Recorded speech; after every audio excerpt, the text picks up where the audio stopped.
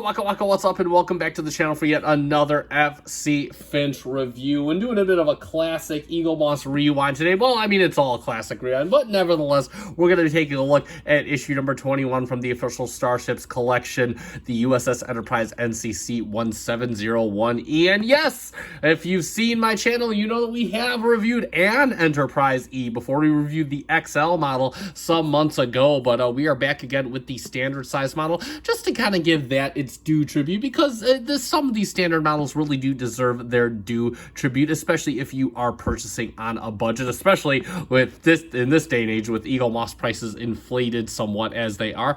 And real quick, we can take a look at the box since it has been in storage and it is in its box. And of course, on the side we have the Big Four. This was long before Discovery had been conceived. We got Star Trek on the side. All the boxes are pretty much the same. We got some text along here, and then of course on the other side you have nothing, and then of course you have the ship speaking for itself. Everything got your stand base, your stand, and of course the ship itself, all in a nice plastic bubble. And then on the bottom you got StarTrek.com. But that's basically it for the box, and we're going to move the box off to the side so we can take a look at the magazine, because that's what we always do. And of course there we have a nice shot of the Enterprise E, nice CGI shot right there. Star Trek, the official Starships collection. It is a Sovereign class, launched in 2372 at a length of 685 meters and 24 decks, even though we know that that is heavily debated.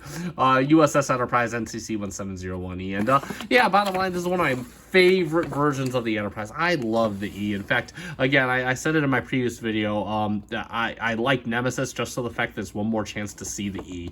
But nevertheless, we got our table of contents, the profile, the USS Enterprise E, the internal layout, designing the ship, filming the ship on screen, and we have our stand assembly instructions. And then we have a nice frontal orthographic view of the Sovereign class. It is the Enterprise NCC 1701E, a Sovereign class constructed in the San Francisco yards on Earth, launched in 2372 at a length of 685 meters, decks 24, warp 9.95, type 12 phasers, photon and quantum torpedoes, and captained by Jean-Luc Picard. Of course, you know, in the Countdown comic is commanded by Lieutenant Commander Data, but that has, of course, been made non-canon.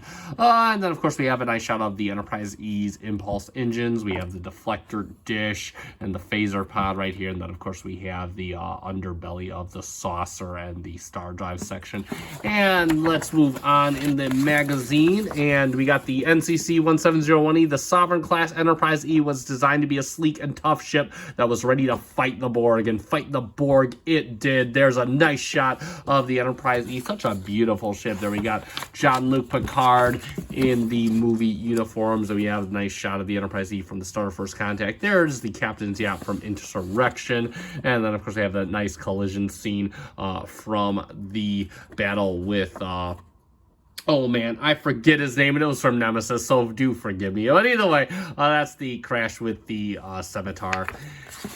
And then, of course, moving on, we have the deck plan for the Enterprise E. Ooh, I love this. This looks really, really good. I'm not going to count how many decks it has, but either way, you can kind of get that layout. You can do that on your own time.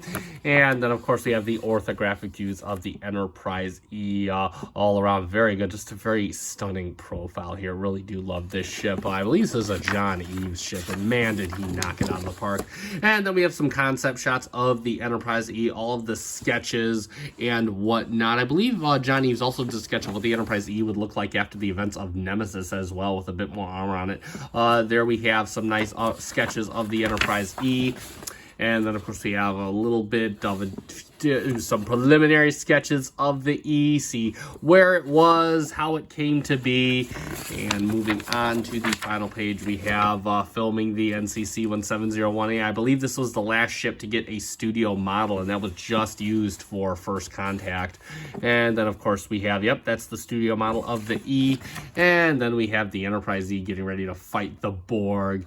And then, of course, we have a nice upper orthographic view of the Enterprise E.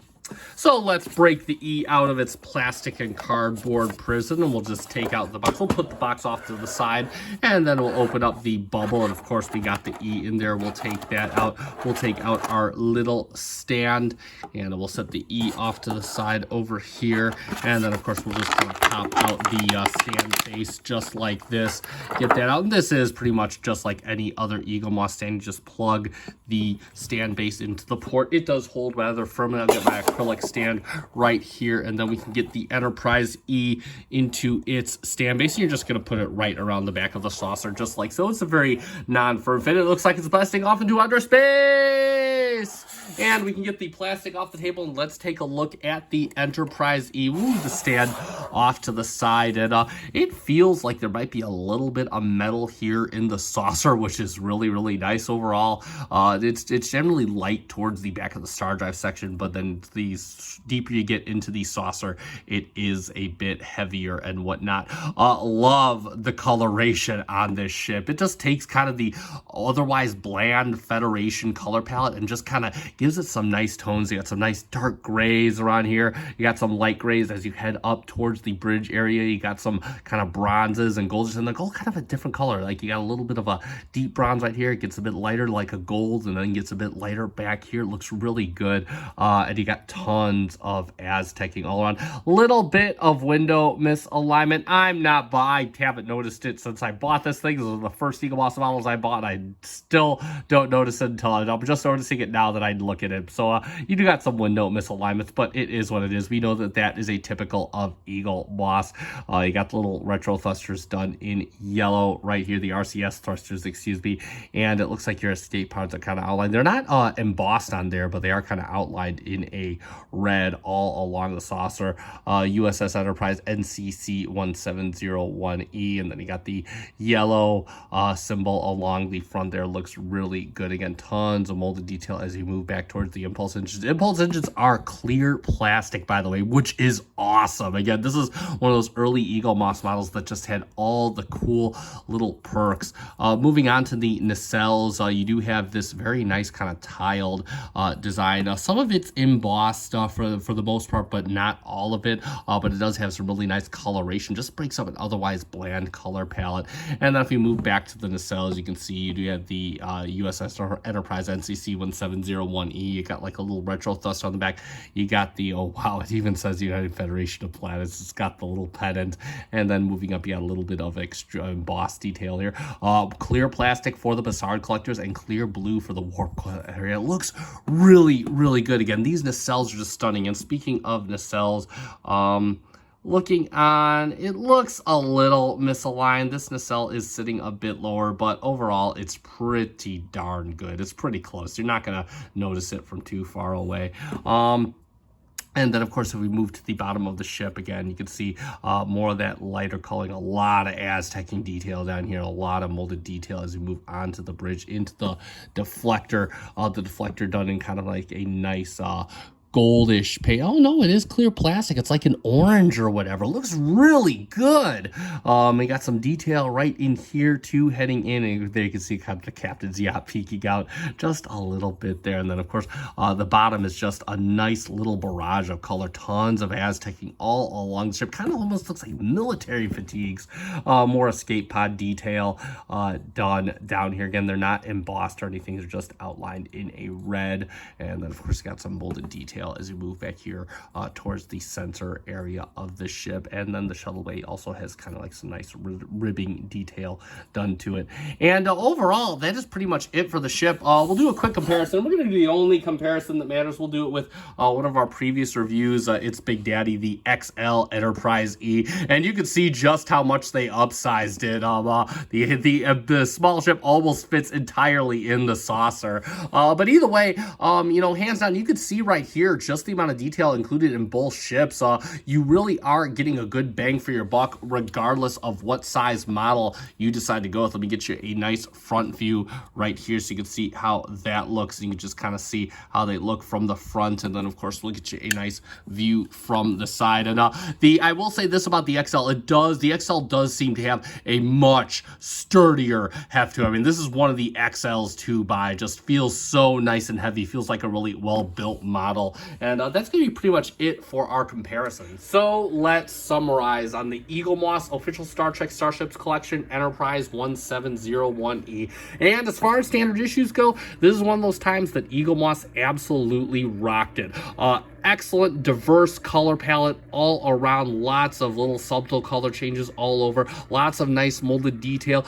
Great use of clear plastic. You got it on the nacelles. You got it on the impulse engines. You got it on even the deflector, and that just gives the ship a nice premium feel. And it even has a nice, decent weight to it, especially for a model of its size at this price point. And hands down, if you're a huge fan of the Enterprise E, as I am, or you're just a fan of Enterprises in general, I do recommend picking this one up, especially if you are unable to afford the XL model. Not to worry, this is one of those times that the standard model is more than comparable and a much deserving model in its own right. So definitely don't sleep on the standard model for the Enterprise E. This is a really good depiction of the ship itself. And if you want to pick one up for yourself, you can check out Master Replicas. I'll put a link in the description down below, and I will scour Master Replicas for this ship. If I do find it, I will link you directly to the ship itself, so you can pick one up and have one on your shelf at home. And that being said, if you found this review fun and informative, hit that like button down below. That helps me out, and I do greatly appreciate it. Also, if you're a fan of Eaglemoss Star Trek reviews or Eaglemoss reviews in general, you can consider subscribing to my channel. I do these about once a week, maybe once or twice sometimes, so you'll definitely want to stick around for that. I'll put a link to my playlist down below so you can check out some of my previous videos. And that being said, I have been FC Finch. Thank you so much for watching. Live long and prosper.